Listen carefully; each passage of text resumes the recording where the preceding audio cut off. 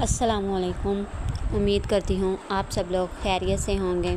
Video کو like کیجئے، channel کو سبسکرائب کیجئے، کمنٹ سیکشن میں اپنی رائے پیش کیجئے، شکریہ۔ چلتے ہیں ناول کی جانب۔ ناول تیرے عشق میں، تحریر مہرین اکرم، ایپیسوڈ 52۔ منہاج، آج تم آفس نہیں جا رہے؟ نہیں، میری بیوی کی کچن کی پہلی رسم ہے، میں بھی ہیلپ کروں گا۔ بیٹے سے ہی کچھ سیکھ لیتے آپ، کتنی فکر ہے اسے اپنی بیوی کی۔ منہا، تمہیں کسی چیز کی ضرورت ہو تو کچن میں ملازمہ ہے، اسے بتا دینا۔ اور کوئی مسئلہ ہو تو منہاج بھی گھر ہے، مجھے اور عماد کو ہسپتال جانا ہے۔ جی ٹھیک ہے۔ ہسپتال کیوں مما؟ آپ کی طبیعت ٹھیک ہے؟ بابا آپ ٹھیک ہیں؟ ہاں، وہ ایک مریض ہے، اس کی عیادت کے لیے جانا ہے، عماد نے گہری سانس لے کر جواب دیا۔ وہ پہلی دفعہ اپنے بیٹے سے جھوٹ بول رہا تھا۔ ٹھیک ہے بابا، آپ لوگ آرام سے جائیں۔ ہاں، اور خبردار جو ہماری بیٹی کو تنگ کیا تو۔ مما، دیکھ رہی ہیں آپ اپنے جلاد شوہر کو؟ ایک تو مجھے تم باپ بیٹے کی سمجھ نہیں آتی۔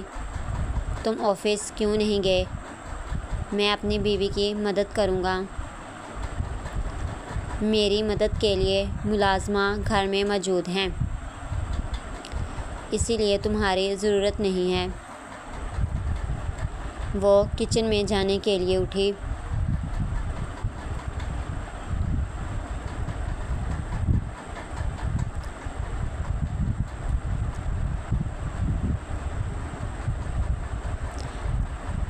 فرحان مینہٹن برج سے تھوڑا دور کھڑا تھا۔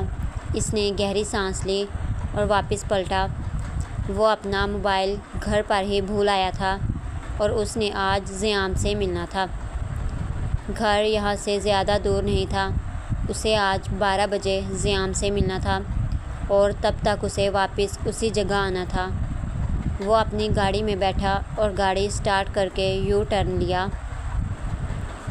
میرے پاس وقت کم ہے، مجھے یہ ڈیٹا کسی سیف جگہ رکھنا ہوگا۔ عماد، مجھے نہ زیام آج کل کچھ الجھا سا لگتا ہے۔ جب حورم کی موت کا سنا تھا تب بھی وہ کچھ عرصے کے لیے خود کو سنبھال نہیں پایا تھا۔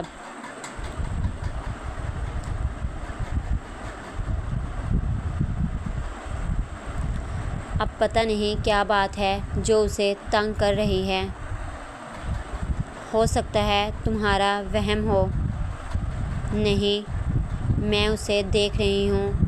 وہ بات کرتے کرتے کسی سوچ میں گم ہو جاتا ہے۔ تم زیادہ سوچ رہی ہو، باقی میں بات کرتا ہوں اس سے، اگر ایسا کچھ ہوا تو بتا دے گا۔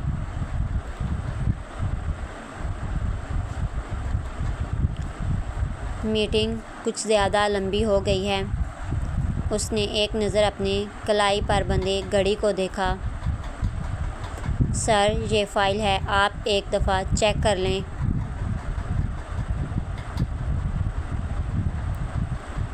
پھر یہ کلائنٹ کو میل کرنی ہے۔ ایک کام کرو، یہ فائل میری ٹیبل پر رکھ دو، میں صبح آ کر دیکھ لیتا ہوں۔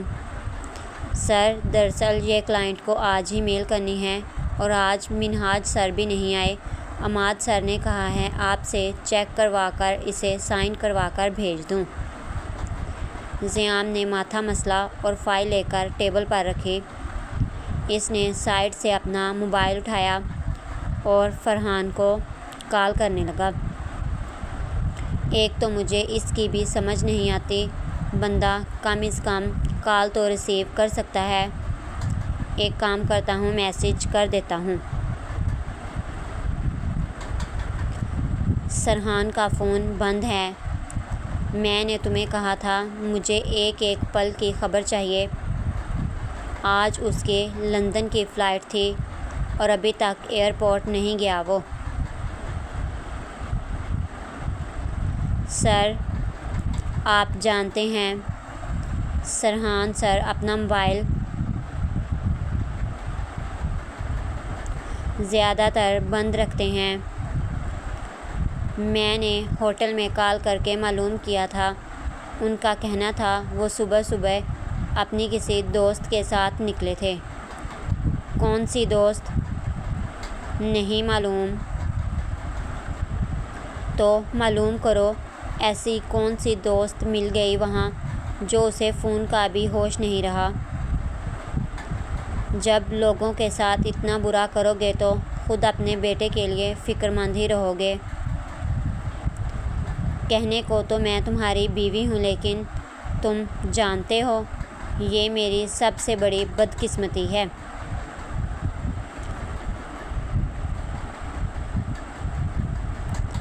بکواس بند رکھو اپنی۔ تم جیسی عورت کی کوئی اوقات نہیں ہوتی جو شادی سے پہلے کسی نامحرم کے پیار میں پڑ جائے۔ بالکل صحیح کہا۔ عورت کے لیے محبت کرنا گناہ ہے۔ اس کی سزا اسے معاشرے سے بھی ملتی ہے اور جس سے محبت کرتی ہے اس سے بھی ملتی ہے۔ میرے بس میں ہوتا نا تمہیں کب کا گھر سے نکال دیتا۔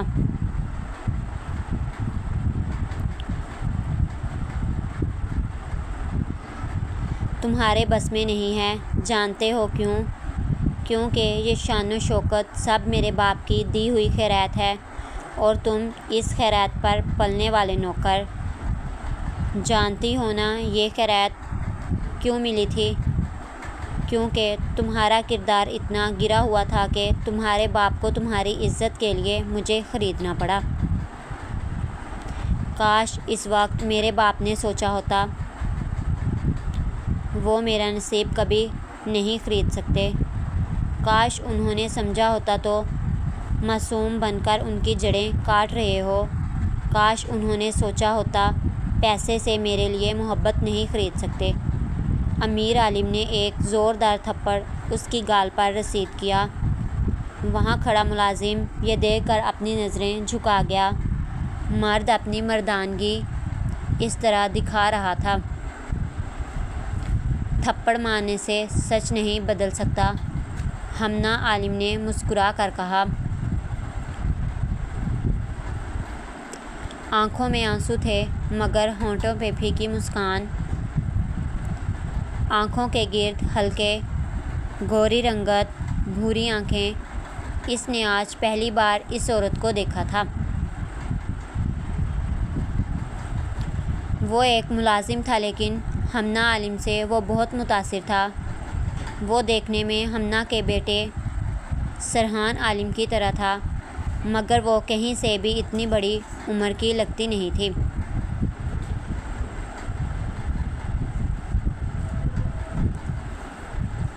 امیر عالم نے اسے بالوں سے دبوچا۔ اس سے پہلے وہ اور تشدد کرتا، ارسلان نے آگے بڑھ کر روکنا چاہا۔ سر، وہ میڈم کی میٹنگ ہے آج، انہیں اسکول کا وزٹ کرنا ہے۔ وہاں کے کچھ مسائل ہیں، اگر میڈم اس حال میں جائیں گی تو میڈیا سوال کرے گا۔ ارسلان کی بات سن کر اس نے ہمنا کو دور دھکیلا۔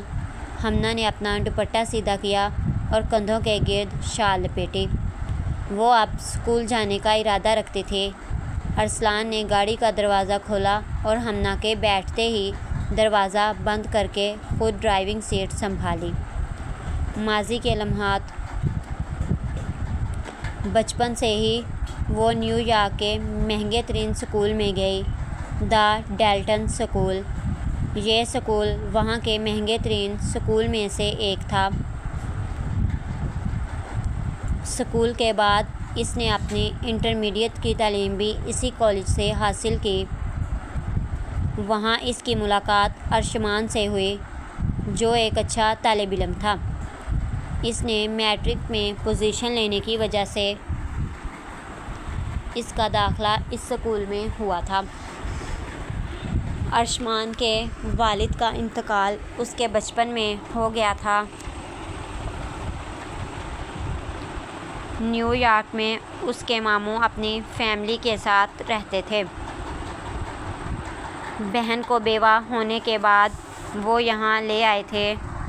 وہ زیادہ امیر تو نہیں تھے، لیکن ان کا ہلکا پھلکا خرچہ وہ خود اٹھا لیتے تھے۔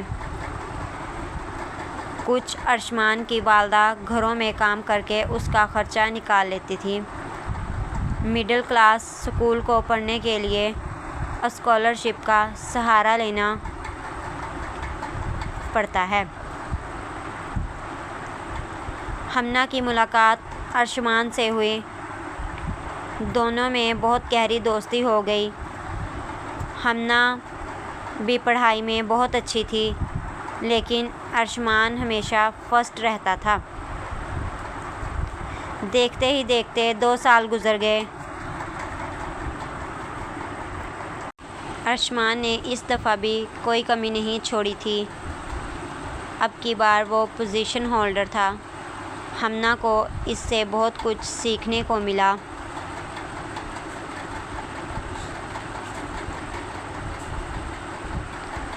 مجھے ایسا کیوں لگتا ہے میں ارشمان سے محبت کرنے لگ گئی ہوں؟ وہ اپنے کمرے کی کھڑکی سے باہر کا منظر دیکھ کر سوچنے لگی۔ یہ 6 ماہ گزرنے کا نام ہی نہیں لے رہے تھے۔ اب بس جلدی سے یونیورسٹی میں داخلہ ہو جائے۔ گھر رہ رہ کر عجیب سی کیفیت جاری ہے۔ وہ ابھی بھی ایسے ہی سوچ میں گم تھی جب موبائل پر کسی کی کال نے اسے خود کی جانب متوجہ کیا۔ موبائل پر فون ہمنا کی دوست کا تھا۔ اس نے مسکرا کر کال پک کی۔ کیسی ہو بسمہ؟ ٹھیک ہوں ہمنا، تم بتاؤ۔ کون سی یونیورسٹی جوائن کرنی ہے اب؟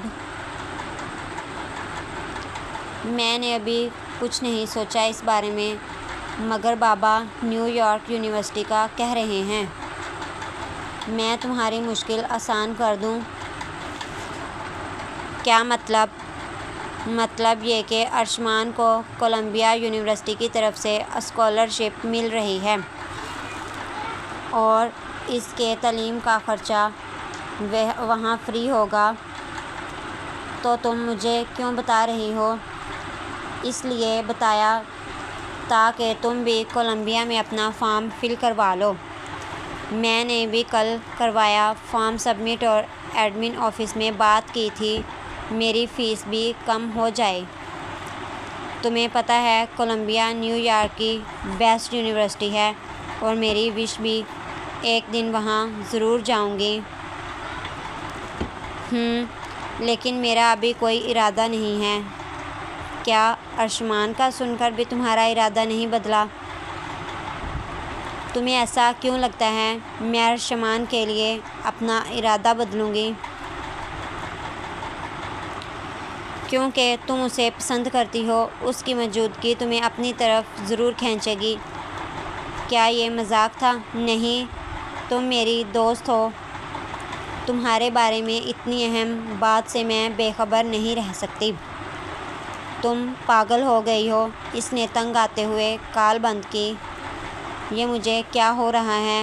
مجھے کیسے کسی سے محبت میں گرفتار ہو سکتی ہوں؟ میری شادی تو میرے بابا کے دوست کے بیٹے سے ہونی ہے۔ ہمنا نے گہری سانس لی اور واش روم میں چلی گئی۔ یہ وہ لمحات تھے جنہیں وہ کبھی بھول نہیں پائی۔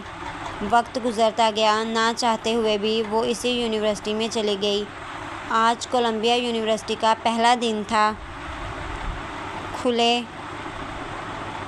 کالے رنگ کا جوڑا، لمبی قمیض جو گھٹنوں سے نیچے جا رہی تھی، کھلے پہنچے والا ٹراؤزر، سر پر شفون کا سرخ دوپٹہ، ایک طرف کندھے پر بلیک شال اوڑھے رکھی تھی، پاؤں میں بلیک سلیپر کے ساتھ اس نے روڈ سے پہلا قدم یونیورسٹی کی طرف اٹھایا۔ گیٹ کی دونوں جانب چوڑی مجسم نمازتونیں تھیں جس پر انسانی شکل کا مجسمہ نصب تھا۔ یہ مجسمہ چارلس کیک کے بنائے ہوئے، جن میں ایک طرف ایک مرد کا مجسمہ عالم کی نگاہ سے، دوسری طرف عورت کا مجسمہ جو کتاب کے ساتھ تھا۔ عمارت کی بلائی جانب ایک سائن بورڈ یعنی تختی پر لکھا تھا کولمبیا یونیورسٹی، بڑے بڑے لفظوں میں لکھا تھا۔ اس نے گیٹ کی طرف دیکھا تو یہ راستہ پیدل چلنے والوں کے لیے تھا۔ ستون پر ایک تختی نصب تھی جس پر ایک تحریر لکھی ہوئی تھی، "May all who enter find peace and welcome"۔ ارشمان نے اس تحریر کو اس کے روبرو ہو کر تھوڑا اونچی آواز میں پڑھا۔ ہمنا کے دل کی دھڑکن تیز ہوئی تھی۔ وہ پہچان گئی تھی اس کے روبرو کون کھڑا ہے، مگر ہمت نہیں تھی اسے نظر اٹھا کے دیکھ سکتی۔ "ویلکم مس ہمنا"۔ "شکریہ"۔ اس نے پہلا قدم گیٹ کی جانب لیا۔ دونوں نے راستہ خاموشی سے طے کیا۔ ہمنا کی نظر دونوں کے قدموں پر تھی۔ ایک ساتھ اٹھتے قدم اسے حیران کر رہے تھے۔ دونوں کا آج پہلا دن تھا۔ اسکول سے کالج میں کچھ دوست چھوٹ جاتے ہیں، پھر کچھ کالج سے یونیورسٹی کی طرف جاتے ہوئے چھوٹ جاتے ہیں۔ ہر نئے قدم نئی جگہ کے ساتھ نئے لوگ ملتے ہیں۔